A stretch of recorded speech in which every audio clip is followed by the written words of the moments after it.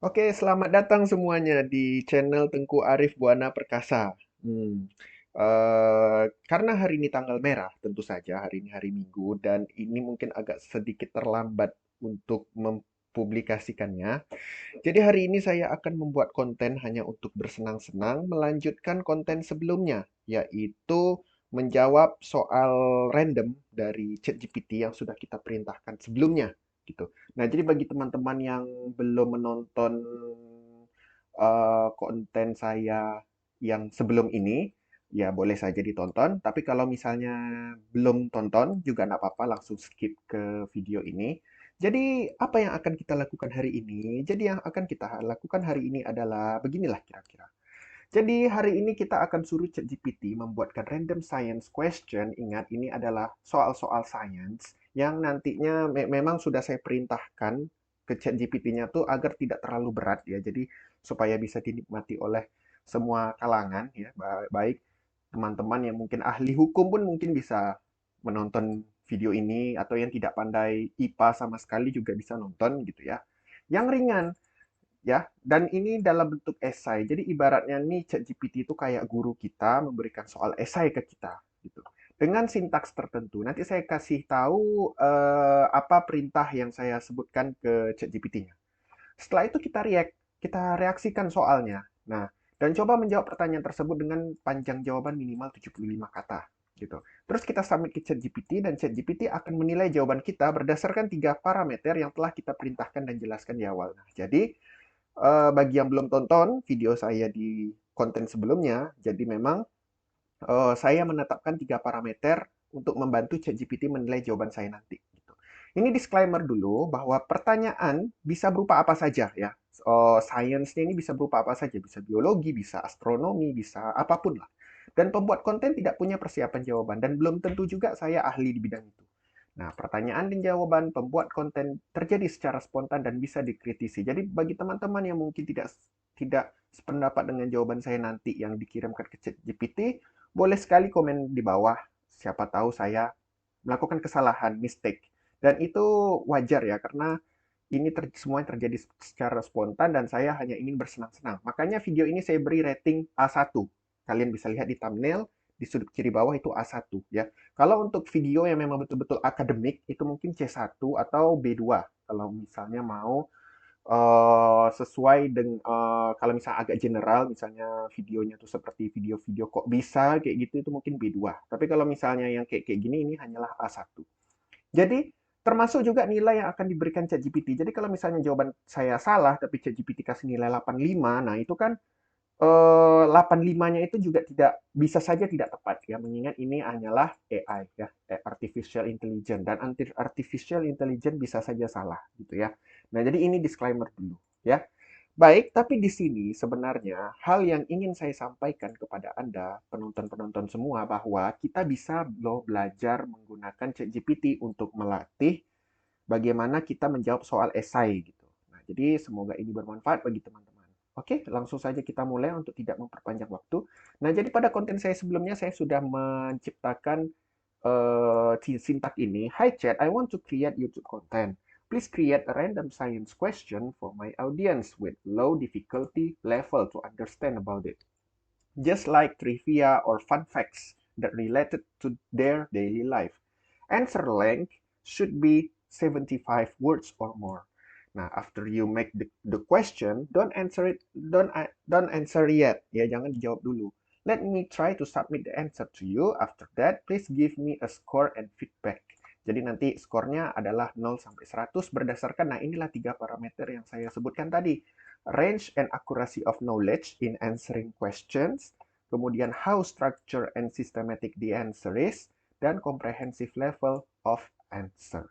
Nah, penjelasan tiga parameter ini, mengapa saya buat tiga parameter ini, ada di video sebelumnya mengapa, dan mungkin parameter 1 dan parameter 3 agak sedikit tumpang tindih, tapi nggak apa-apa, itulah yang menandakan kalau bobotnya lebih besar yang 1 dan 3 gitu, dibandingkan yang 2 yang hanya 30%. Jadi parameter 3 40%, parameter 1 30%, dan parameter 2 30%. Dengan artian 1 dan 3 ini 70% kalau mau digabung gitu. Oke? Oke. Nah, pada pertemuan kita bukan sedang kuliah ya. Pada konten sebelumnya, ini pertanyaan indikasinya, why does ice float on water? Tapi sayangnya sudah terjawab sama si AI. Nah, makanya saya bilang AI ini mungkin bisa salah gitu ya. Nah, terus saya bilang, chat, don't answer that. Please read the instruction once again gitu. Nah, dia minta maaf akhirnya ya, ya nggak apa-apa gitu. Nah, akhirnya dikasihlah pertanyaan, why is the sky blue? Nah, makanya inilah jawaban yang saya buat gitu kan. Ini pertanyaan yang dia kasihkan kepada saya dan saya jawab dan ternyata skor saya 85 gitu ya. Nah, akhirnya ya kurang lebih kita akan melakukan hal seperti itu kalau video konten sebelumnya adalah 2 soal. Kepada konten kali ini kita akan coba 3 soal ya. Oke, jadi mari kita mulai ya. Jadi saya pun juga tidak tahu ini apa yang akan ditanyakan ke ChatGPT. Semoga soalnya tidak terlalu susah. Oke, kita mulai ya.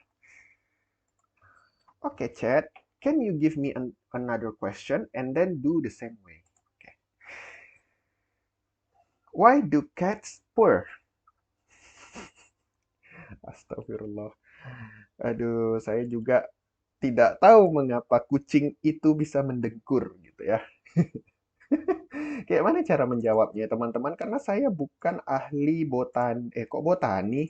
Apa ya, zoologi nih. Apa hewan apa dokter hewan mungkin atau peternakan. Nggak ada orang menternak kucing ya. Oke, ya sudahlah. Apapun pertanyaannya, mari kita coba jawab. Mengapa kucing mendengkur? Oke. Nah, mungkin saya akan menginputnya dalam bahasa Inggris ya. Nih, seperti yang kalian lihat di sini dalam bahasa Inggris. Tapi kalian tidak usah takut karena nanti kita akan menjawabnya menggunakan bahasa Indonesia, kemudian kita pakai Google Translate aja untuk mentranslate jawaban saya nanti.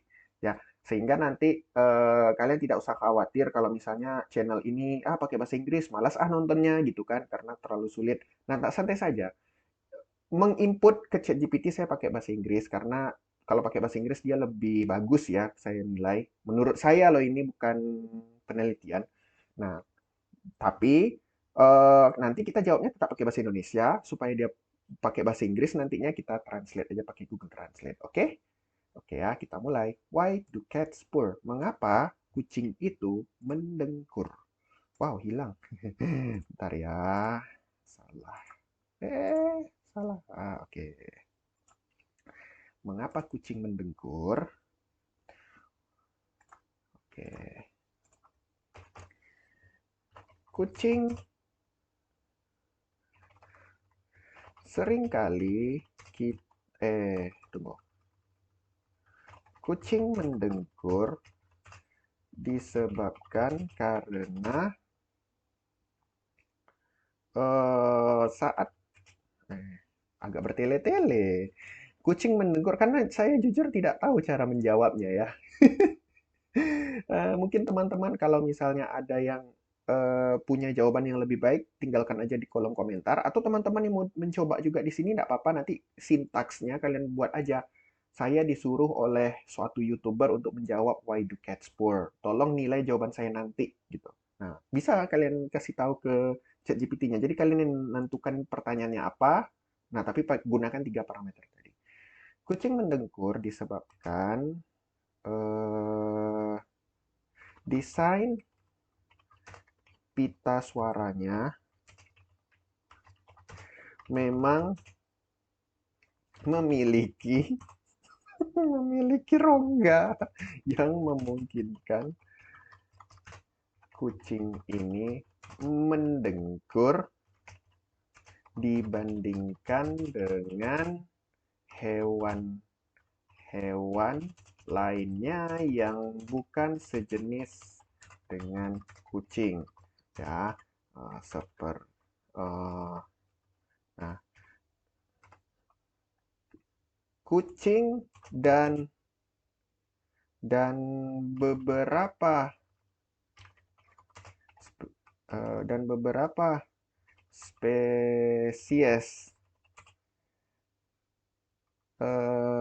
sefamili satu famili dengan kucing Felidae ya. Ini saya bisa saja salah loh ya. Jadi tolong teman-teman semua kalau misalnya saya salah di sini tolong jangan terlalu percaya 100% dengan apa yang saya buat gitu ya. Jadi bisa saja salah. Kita hanya di sini saya ingin menunjukkan ke teman-teman semua cara pakai ChatGPT itu aja sih sebenarnya. Sama ingin bersenang-senang lah di hari libur. Jadi kucing mendengkur disebabkan desain pita suaranya memang memiliki rongga yang memungkinkan kucing ini mendengkur dibandingkan dengan hewan-hewan lainnya yang bukan famili tersebut. Hmm, Kucing mendengkur disebabkan karena udah ada sehingga ketika kucing bernafas, kucing bisa saja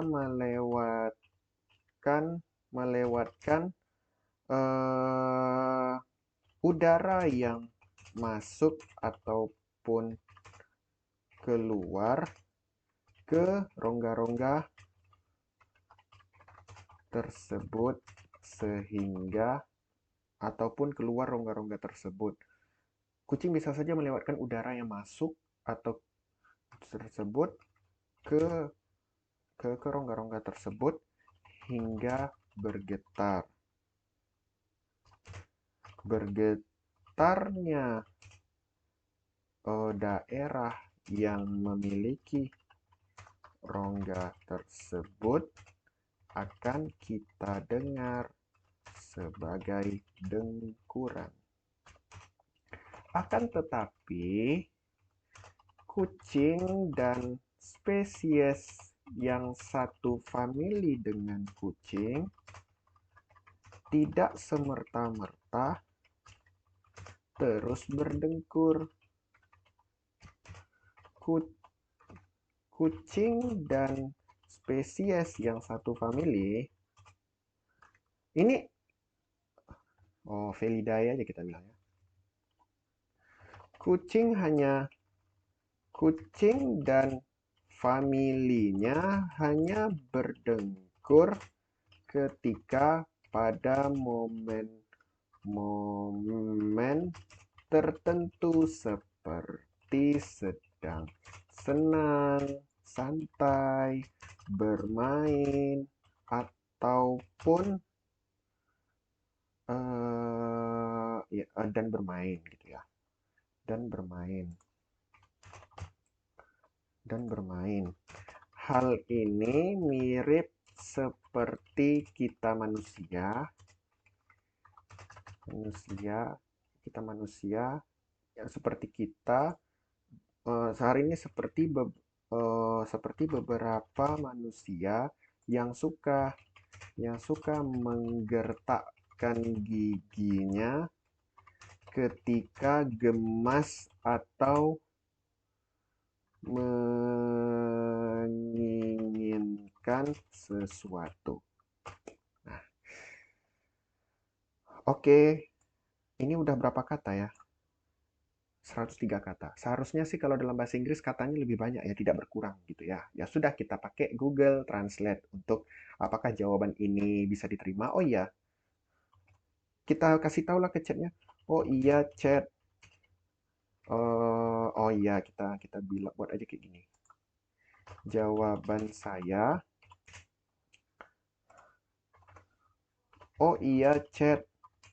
Jika saya memang tidak pantas untuk dapat nilai tinggi, kamu boleh untuk menilai saya dengan nilai yang rendah jika jawaban saya terlalu sederhana, dangkal, tidak komprehensif, dangkal, dan minim informasi. Oke, kita kasih tahu aja ya ChatGPT-nya. Semoga saja tidak begitu rendah ya. Karena saya memang bukan ahli kucing ya. Oke, kita lihat. Berapakah nilai saya? Kita buka Google Translate dulu. Oke, dari Indonesia ke Inggris.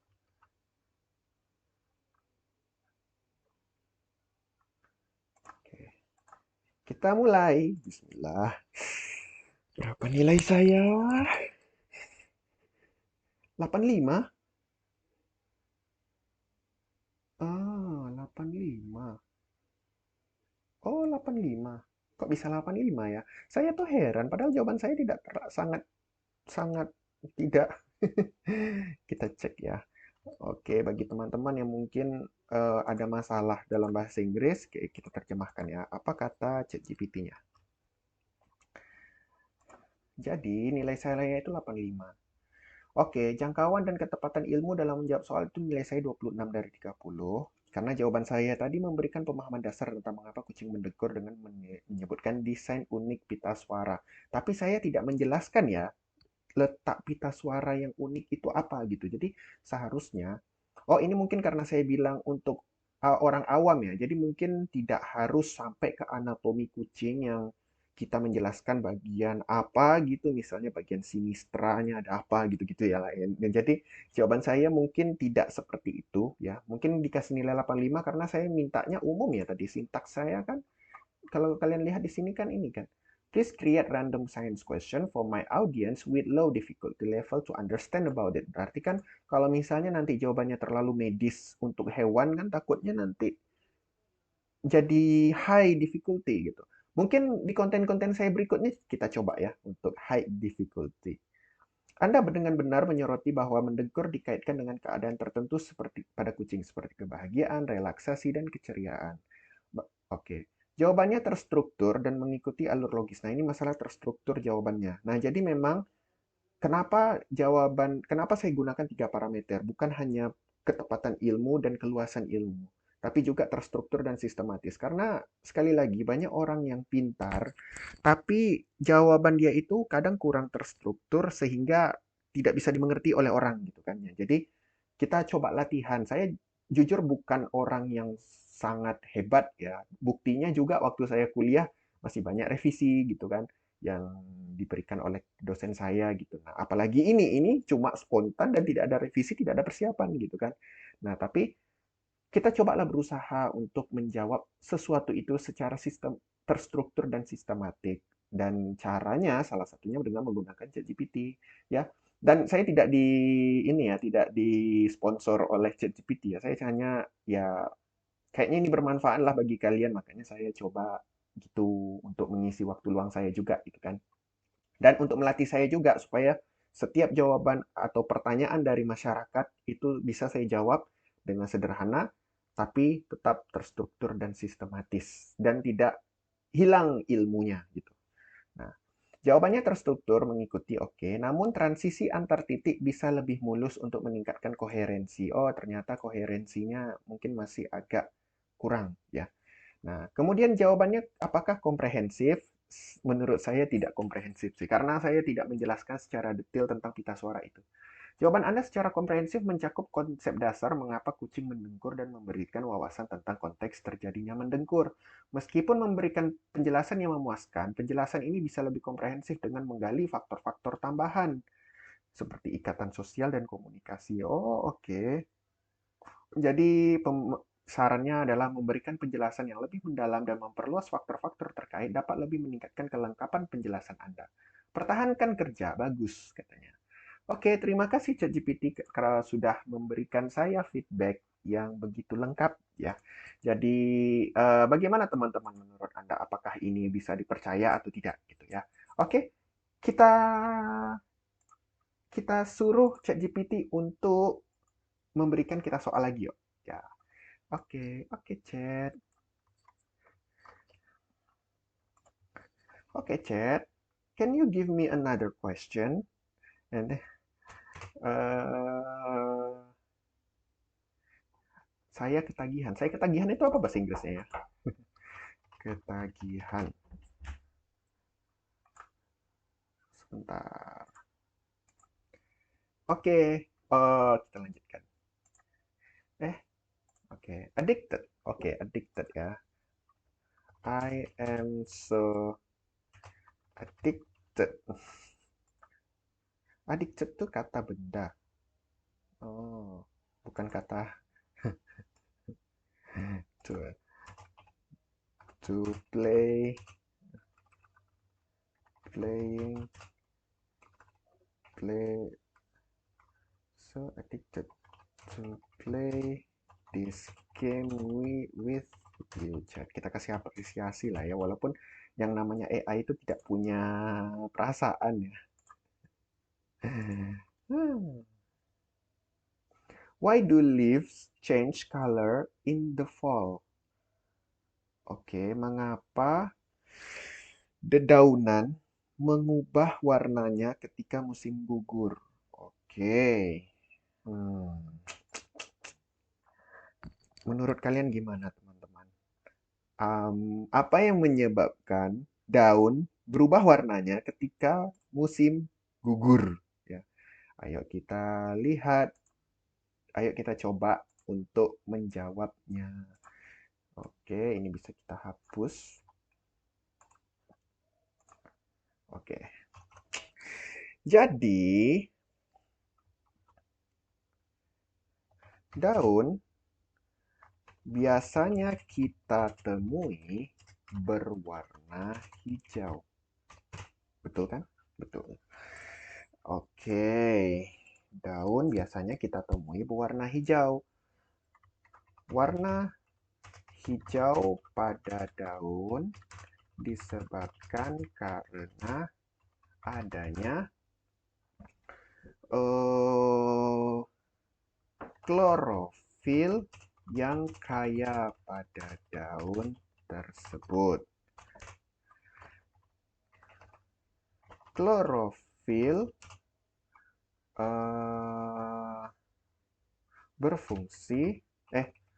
berkontribusi dalam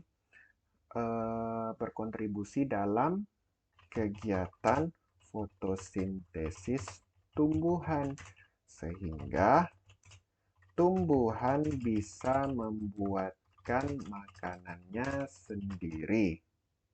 Ya, oke, seperti itulah ya. Nah, klorofil berkontribusi dalam kegiatan fotosintesis tumbuhan sehingga tumbuhan bisa membuat makanannya sendiri. Oke.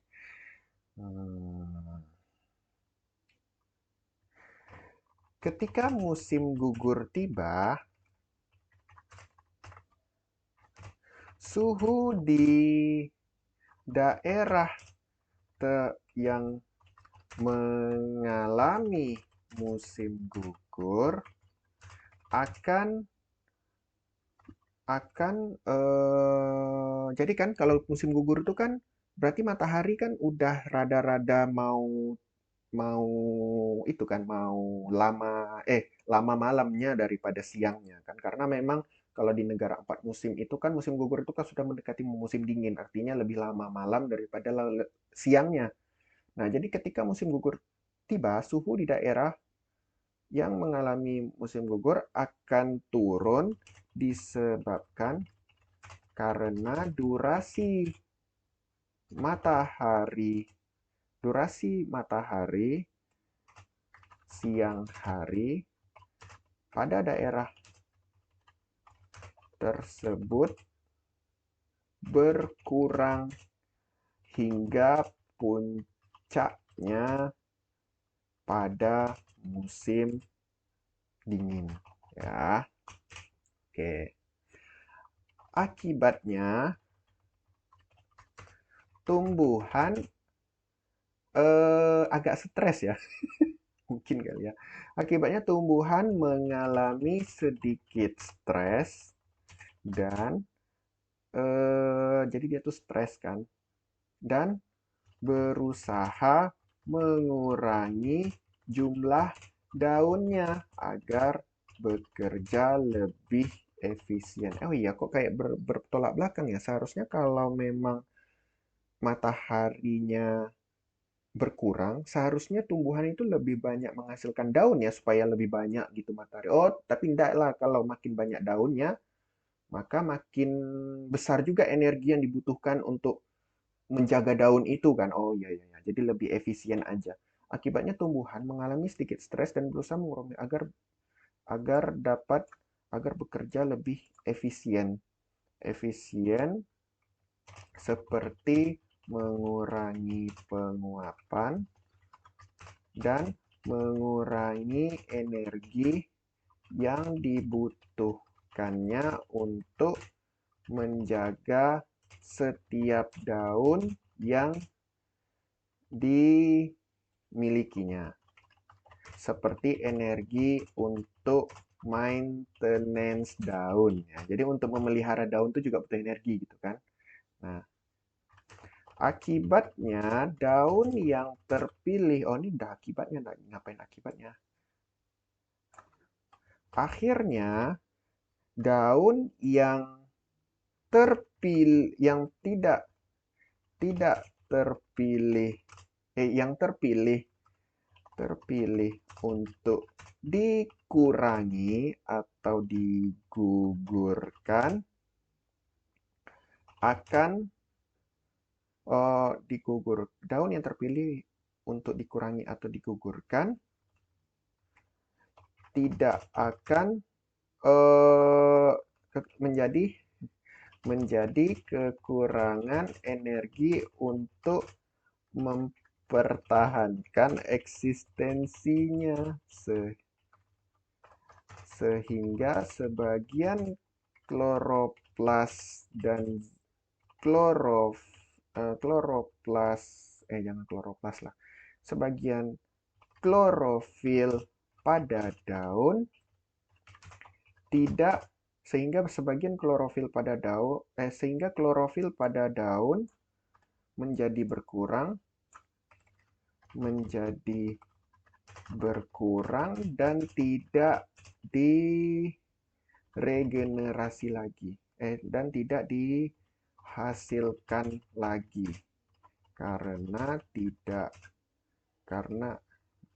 dihasilkan lagi, sehingga warna daun yang awalnya hijau akan menyisakan warna daun lainnya, yaitu seperti warna merah, kuning, dan oranye yang barangkali berasal dari metabolit sekunder daun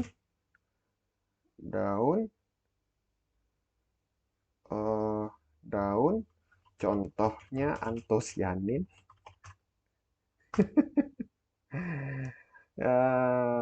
Warna daun yang awalnya hijau akan mungkin gitu kali ya. Ya, semoga aja lah. Ingat ya teman-teman, ini sekali lagi saya ingatkan.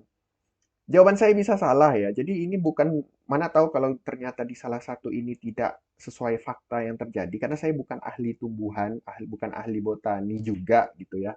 Nah, jadi kalau misalnya ternyata ada kesalahan dari sini, boleh ditinggalkan komentar di bawah. Karena saya juga udah disclaimer di awal gitu kan. Jadi kita coba aja lah, ini berdasarkan pengetahuan spontan aja gitu ya. Jadi, apakah jawaban ini benar atau tidak gitu ya. Jadi silahkan teman-teman nilai sendiri gitu ya. Semoga tidak terlalu menyesatkan ya jawaban ini ya. Oke, mari kita coba ke Google Translate ya. Google Translate, mana Google Translate? Ini dia Google Translate. Oke. Oke. Ayo kita lihat chat GPT berapa nilai saya. Wih, 90 kali ini. Wih, 90. Wih. Tapi komprehensifnya masih 34 ya. Dari tadi jawaban saya itu komprehensifnya itu masih 34, 34. Ya, mungkin untuk komprehensif mungkin saya harus eh apa ya, harus memang melatih itu ya agar setiap jawaban saya kalau dikasih pertanyaan oleh orang itu komprehensif gitu ya. Memang ya sekitar 34 ya memang agak rendah gitu ya. Oke, mari kita lihat feedbacknya. Jadi nilai saya alhamdulillah 90 ya. Oke, kita lihat. Jadi jawaban Anda memberikan penjelasan jelas mengapa daun berubah warna pada musim gugur. Oke, dengan menyebutkan peran klorofil dalam pewarnaan daun dan proses fisiologis yang terlibat. Anda menjelaskan secara akurat bagaimana penurunan cahaya matahari dan suhu memicu perubahan fisiologis daun yang menyebabkan pemecahan klorofil. Oh, klorofilnya ini ya, breakdown ya. Jadi kayak terdegradasi gitu ya. Dan munculnya pigmen lain seperti antosianin. Nah, jawabannya terstruktur dengan baik dan mengikuti alur logis. Oh, terima kasih, Chat. Dimulai dengan penjelasan warna hijau daun, kemudian merinci proses perubahan warna daun selama musim gugur. Ini menjaga koherensi secara keseluruhan sehingga memudahkan pemirsa untuk mengikutinya. Oh, makasih banyak, Chat. Ternyata jawaban ternyata terstruktur dan sistematisnya lebih baik daripada jawaban yang kucing-kucingan tadi, gitu ya. Nah, untuk komprehensif nih memang rada-rada jawaban Anda secara efektif mencakup konsep dasar mengapa daun berubah warna pada musim gugur dan memberikan wawasan tentang faktor fisiologis dan lingkungan yang terlibat. Meskipun memberikan penjelasan yang memuaskan, penjelasan ini bisa lebih komprehensif dengan menyelidiki faktor-faktor tambahan seperti faktor stres lingkungan atau faktor genetik. Oh, oke. Ya, secara keseluruhan bagus lah ya. Oke. Oke, teman-teman, gimana? Oh, teman-teman mungkin kalau bagi yang mencoba cara ini juga di rumah, boleh kasih tahu di komentar di bawah kira-kira berapa nilai kalian gitu ya. Dan di mana letak titik kelemahan kalian gitu. Oke. Saya penasaran. Oh iya, yang kucing tadi kita tidak tanyakan ke chat ya. Kira-kira contoh jawaban yang komprehensif itu apa ya? Oke, kita tanyakan dulu ya. Kalau misalnya untuk yang ini, yang pertanyaan tentang why do leaf change color in the fall, coba kita tanyakan ke ChatGPT. Contoh jawaban yang skornya 95 gitu. Oke, Chat. Thanks. Can you give me an example? Example 95 score that 95 looks like.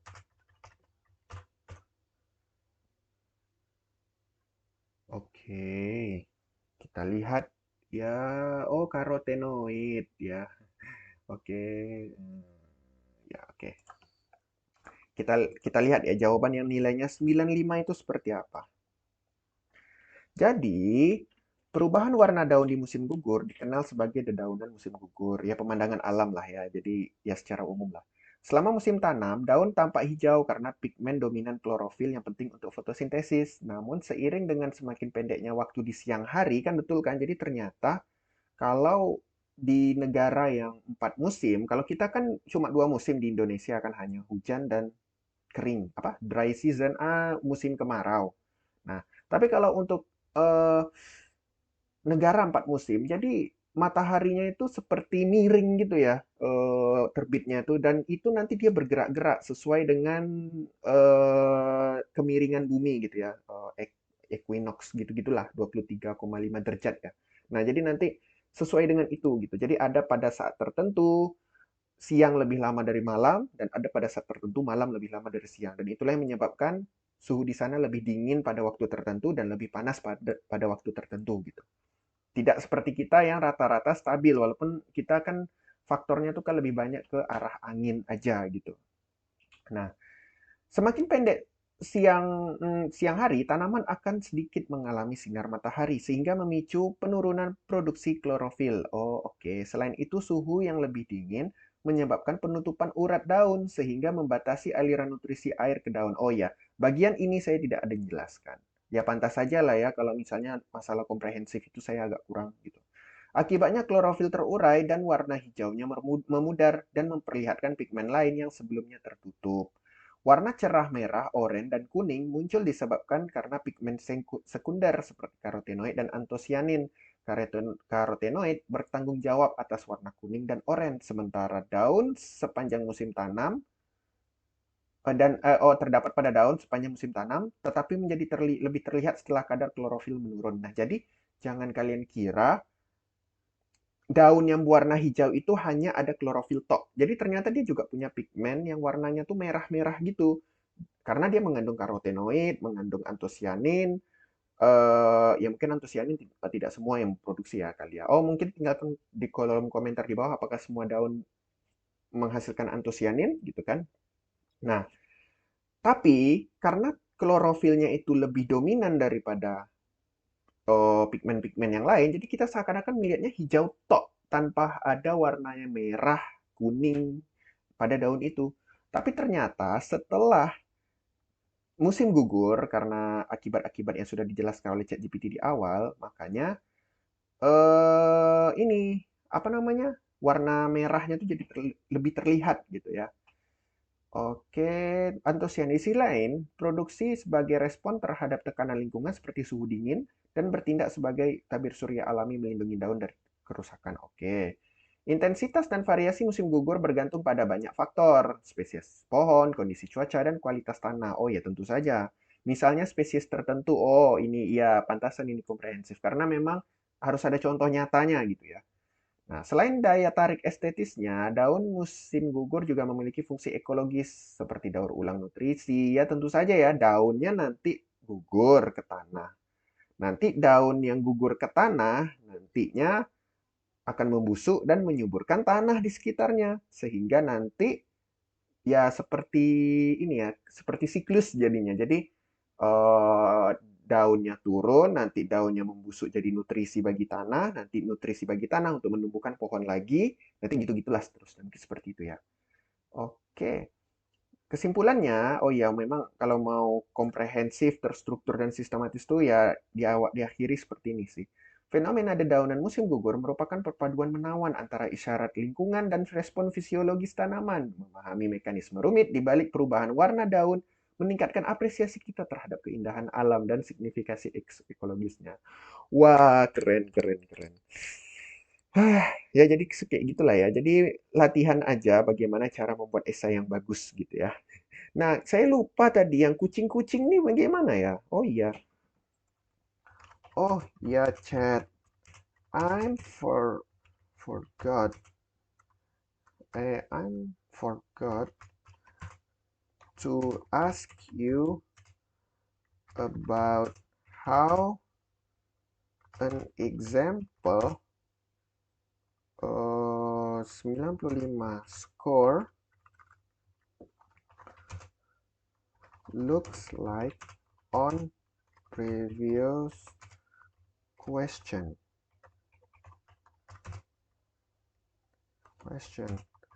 That is apa tadi pertanyaannya? Why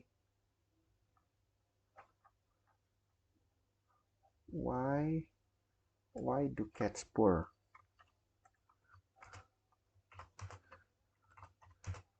Can you give me an example 95 score looks like now, chat?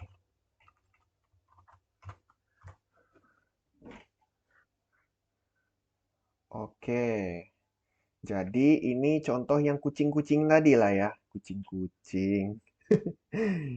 Oke, ayo kita lihat kucing-kucing ini. Oke. Kucing mendekur karena berbagai alasan yang mencerminkan interaksi kompleks antara faktor fisiologis, sosial, dan emosional, meskipun mekanisme di balik mendekur belum sepenuhnya dipahami. Yes. Artinya apa? Bahkan orang ilmuwan pun masih meneliti ya artinya. Jadi ya ya alhamdulillah lah. Maksudnya bisalah kita lebih bebas untuk berekspresi, berteori-teori macam-macam kayak tadi kan.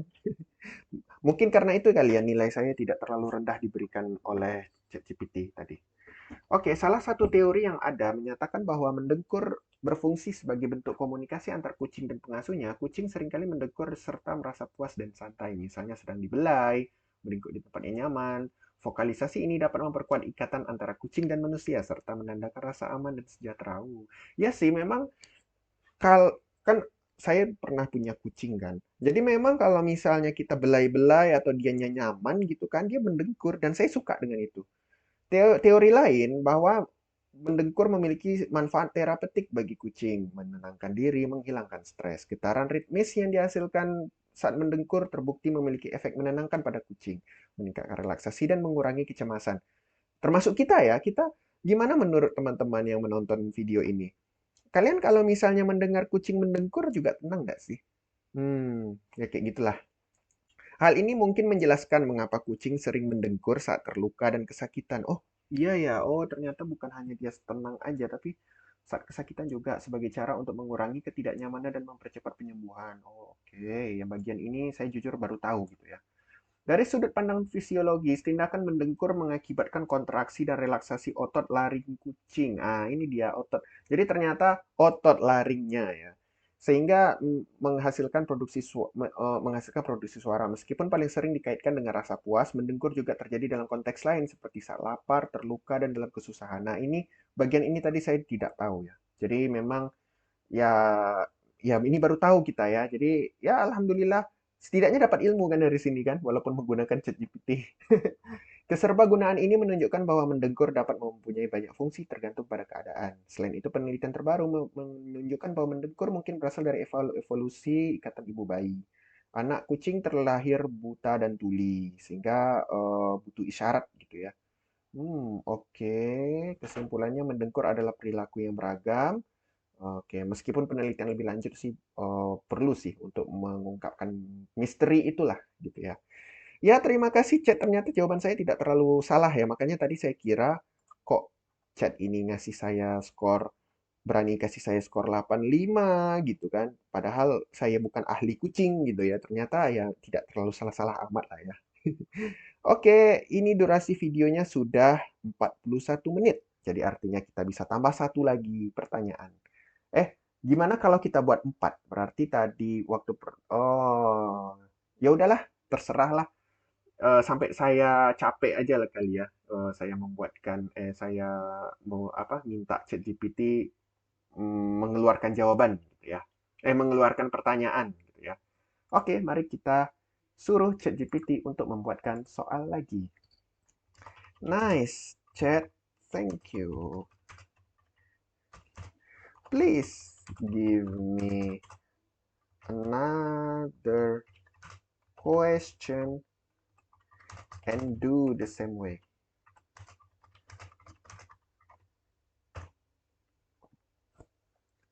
Why do we get goosebumps? Oh, goosebumps ini apa ya?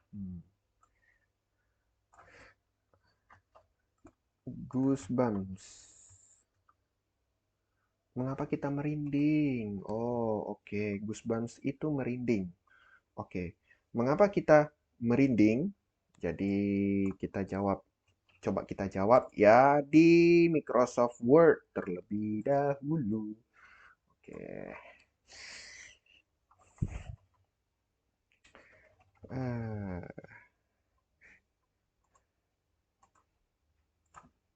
Why do we get goosebumps? Oke.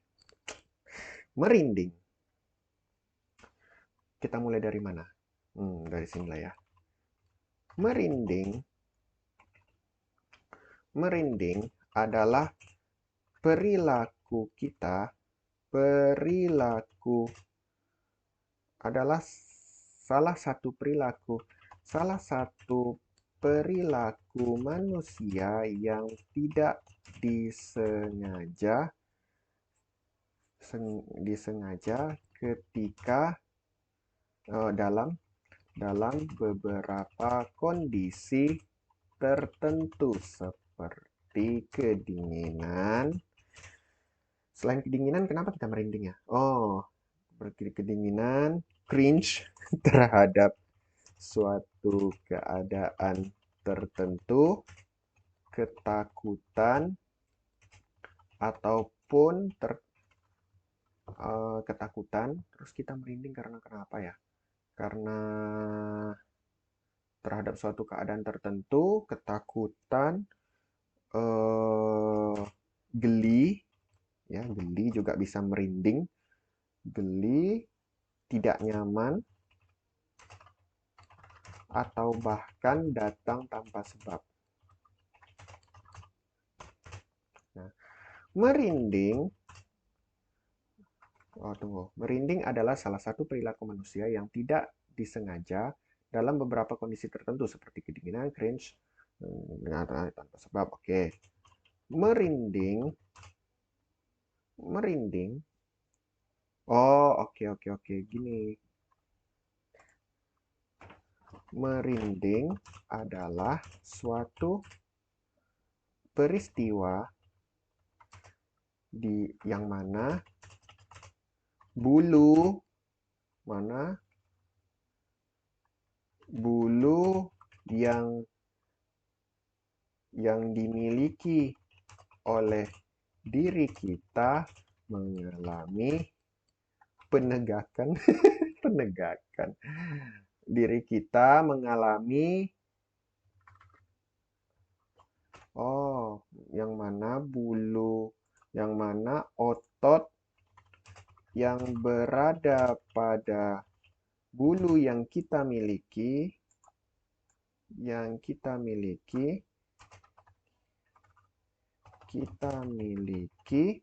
merinding adalah suatu peristiwa yang mana otot yang berada pada bulu yang kita miliki mengalami kontraksi yang tidak sadar atau tidak disengaja. Oke, dah titik.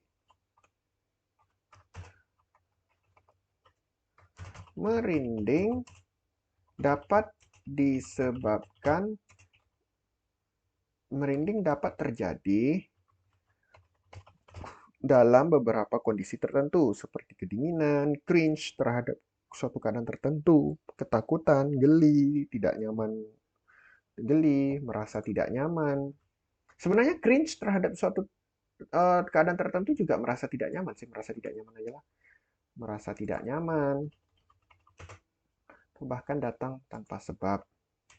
Merinding sebenarnya adalah salah satu mekanisme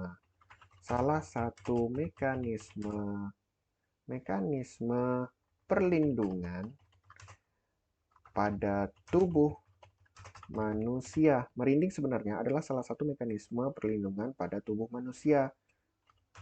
Sebagai contoh, saat kita kedinginan, merinding dapat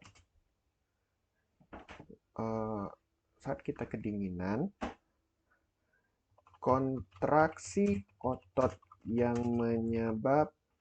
menyebabkan kita kedinginan dapat meningkatkan suhu permukaan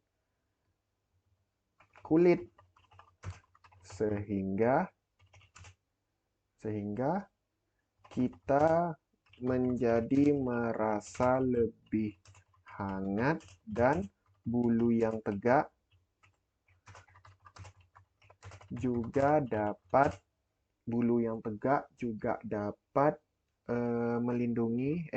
menghalangi kita dari suhu lingkungan yang sangat dingin. Oke. Selain contoh lainnya, ketika kita merasa tidak nyaman, geli, dan ketakutan,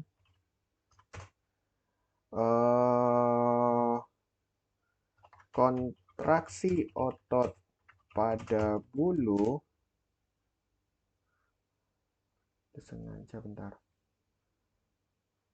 otot polos ya. Otot polos kan kan secara tidak sadar ya.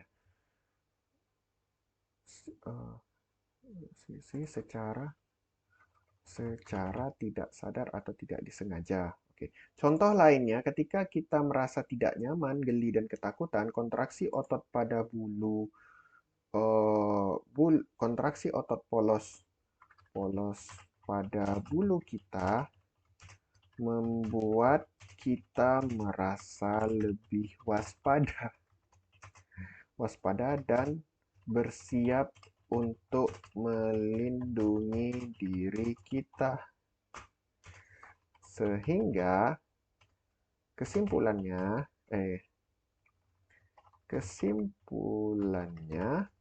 kita merinding adalah untuk adalah kita kesimpulannya merinding adalah salah satu bentuk dari mekanisme perlindungan diri kita terhadap ancaman yang terjadi pada lingkungan. Proses merinding terjadi secara tidak sadar karena melibatkan otot polos dan tetap atas perintah otak. Kayaknya enggak perlu lah ya. Otot polos yang terdapat pada sekitar bulu yang kita miliki. Mungkin gitu kali ya. Mungkin teman-teman yang ada jawabannya, mungkin ada yang bagian-bagian ini perlu direvisi atau ternyata salah, mungkin silahkan ditinggalkan di kolom komentar ya, silahkan di komen saja. Karena ini memang jujur saya bisa salah gitu ya. Tapi kita coba jawab ya pertanyaan ini. Semoga tidak terlalu banyak salahnya gitu ya. Oke, kita pergi ke ChatGPT. Oh, sebelum kita ke ChatGPT, mari kita terjemahkan dulu. Oke. Oke, ini berapa kata sih kalau di Indonesia? Sebentar ya, kita cek dulu ya. Kita cek di Microsoft Word. Kalau di Indonesia ini 147 kata. Tapi kalau di Inggris, biasanya di Inggris tuh lebih banyak karena kayak mereka ada harus pakai tubi-tubian gitu kan.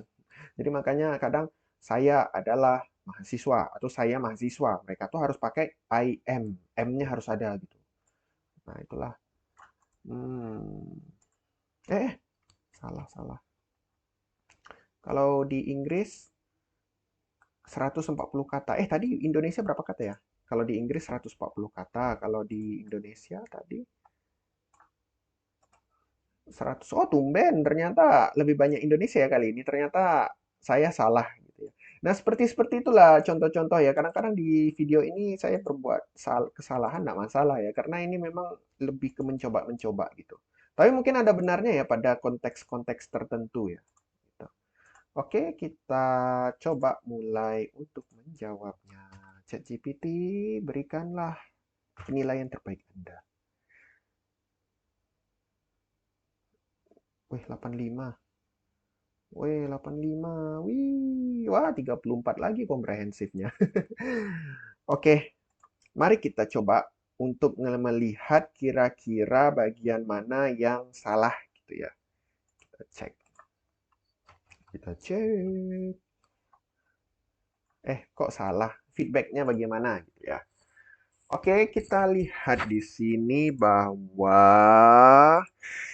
jangkauan dan ketepatan ilmu dalam menjawab soal. Oke, 26 dari 30. Jawaban Anda memberikan pemahaman dasar mengapa kita merinding dengan menyebutkan peran kontraksi otot polos pada kulit.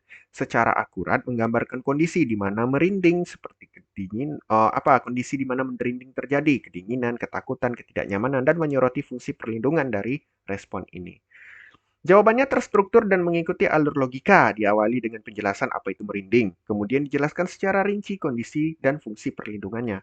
Namun, transisi antar titik bisa lebih mulus untuk meningkatkan koherensi. Berarti lebih ke benang merah antar kalimat mungkin ya, saya masih harus meningkatkan itu mungkin ya. Nah, coba teman-teman, terutama teman-teman yang masih SMA, masih SMP gitu ya, coba buat kayak gini juga. Nah, cobalah latih. Kadang-kadang kita bisa tahu gitu letak kelemahan kita ada di mana gitu ya. Nah, komprehensif lagi-lagi 34 ya, tidak pernah lah sampai 39, 38 gitu ya. Jawaban Anda secara efektif mencakup konsep dasar mengapa kita merinding dan memberikan wawasan tentang peran protektif dari respon fisiologis ini.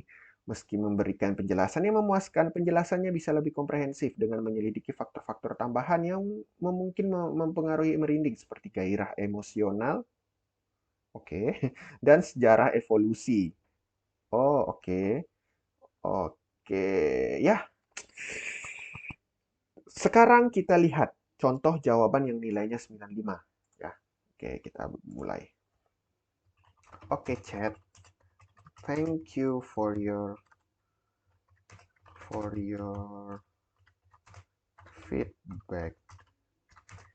Can you give me an example how 95% how looks like how SI can be scored by looks like. Oke. Oke, ini adalah contoh yang nilainya 95. Nah, oke, kita lihat.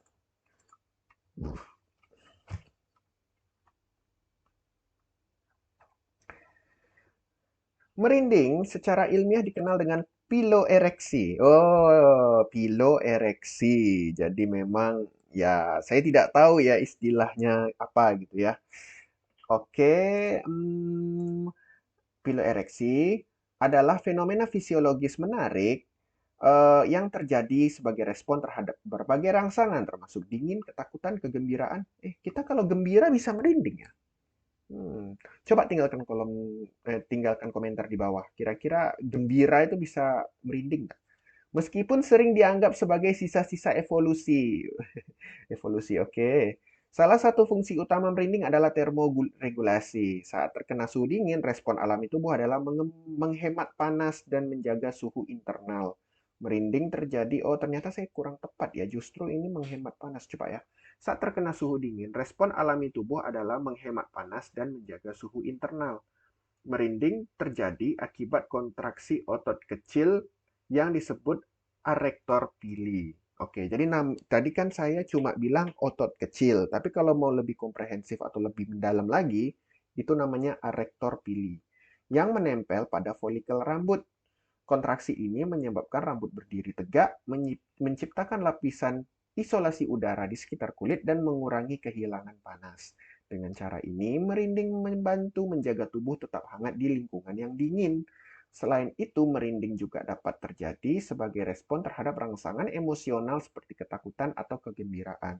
Hal ini disebabkan karena adanya aktivasi sistem saraf simpatis yang memicu pelepasan adrenalin. Oh, oke, hormon stres ya. Oh, dan adrenalin. Hormon-hormon ini menyebabkan otot-otot arektor pili berkontraksi sehingga menimbulkan ciri khas benjolan pada kulit. Oke. Respon fisiologis ini diperkirakan telah berevolusi sebagai mekanisme perlindungan, mempersiapkan tubuh untuk melawan dan melarikan diri saat menghadapi bahaya. Selain itu, penelitian terbaru menunjukkan bahwa merinding mungkin berperan sebagai sinyal sosial dan komunikasi pada hewan tertentu. Kucing dan landak, piloereksi digunakan sebagai bentuk ancaman. Oke. Meskipun tidak begitu terasa pada manusia, merinding mungkin masih berfungsi sebagai isyarat nonverbal untuk menunjukkan keadaan atau niat emosional. Memang iya ya. Ya udah kan memang ini ya, memang ditulis meskipun tidak begitu terasa ya.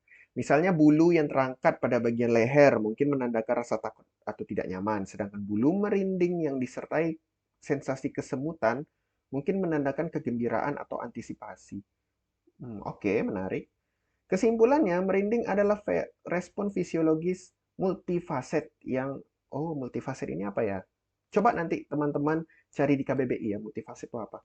Yang berasal dari termoregulasi, respon stres, dan sinyal sosial. Meskipun sering dianggap sebagai refleks sederhana, merinding adalah bukti adanya terjadi interaksi yang rumit antara tubuh dengan lingkungannya. Dengan mekanisme di balik merinding, kita mendapatkan wawasan berharga tentang sejarah evolusi dan signifikasi adaptif dari fenomena yang tampaknya biasa-biasa saja. Terima kasih ChatGPT karena apa ya kita juga jadi lebih tahu lah ya kira-kira apa fungsi dari merinding. Padahal itu adalah hal yang sebenarnya tidak terlalu penting untuk kita tahu gitu kan. Kita kalau mau masuk kerja di perusahaan kan kita tidak pernah ditanya oleh reviewer kenapa kita merinding gitu kan. Tapi kalau sekedar kita kadang ilmu tuh enak aja gitu kalau kita dapat mendapatkannya gitu. Jadi jangan terlalu berharap ilmu dapat membuat kita kaya, tapi jadikanlah karena ilmu kita jadi kaya gitu. Kurang lebih kayak gitulah ya. Ya, begitulah. Mungkin itu saja video kali ini karena saya jujur sudah lelah. Ya, tinggalkan komentar di bawah dan silahkan beri like kalau kalian suka biar saya semangat atau membuat video yang seperti ini lagi gitu ya. Apakah nanti akan ada part 3, part 4, part 5? Bukan part ya, tapi lebih ke episode, episode 3, episode 4 gitu ya. Karena ini jujur sebenarnya episode 2 ya untuk science ya. Kita tidak tahu nanti apakah nantinya saya akan soal-soal apa gitu. Misalnya soal-soal hukum mungkin buang baterai, berapa ancaman hukumannya, mungkin seperti seperti itu ya. Jadi ya untuk happy-happy aja kesenangan-kesenangan gitu tapi dapat ilmunya dan bisa melatih kita menjawab pertanyaan dari orang gitu kan dan ini kan lebih tertulis gitu written expression gitu kan. Nah, kalau untuk berbicara masalahnya ChatGPT tidak bisa ya, tapi yang jelas ya ini bisalah melatih kita gitu harapannya ya.